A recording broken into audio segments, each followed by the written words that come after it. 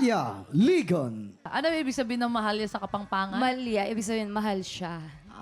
Mahal siya, expensive ka. Tanong ko lang naman kasi nga, for example, ako pag pinapanood ako ng nanay ko, natutuwa din naman ako. Kaso, minsan, nakikringean ako. Minsan, nahihiya ako pag pinapanood ako ng nanay.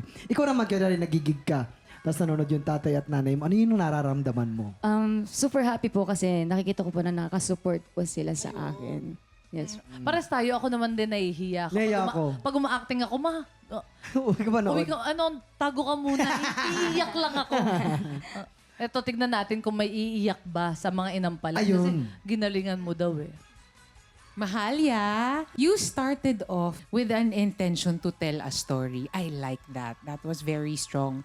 I noticed, alam kong napansin mo rin yon, medyo nalito ka ba sa gagawin mong ad-lib in the middle part? Ano po, talagang, mayroon po akong balak gawin doon kaso naubos. Naubos.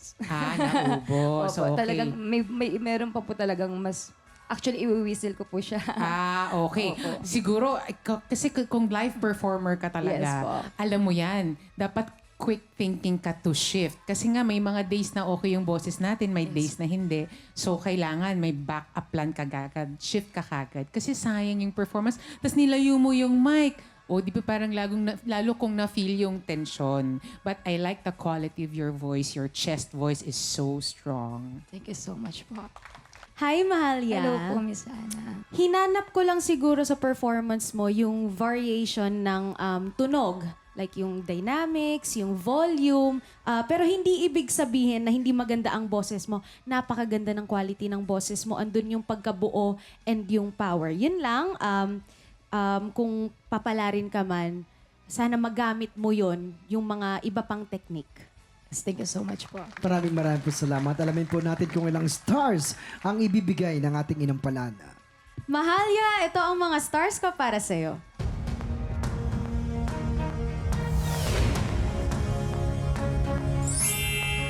3 stars. Mahal yan, stars na binigay ko sa'yo ay...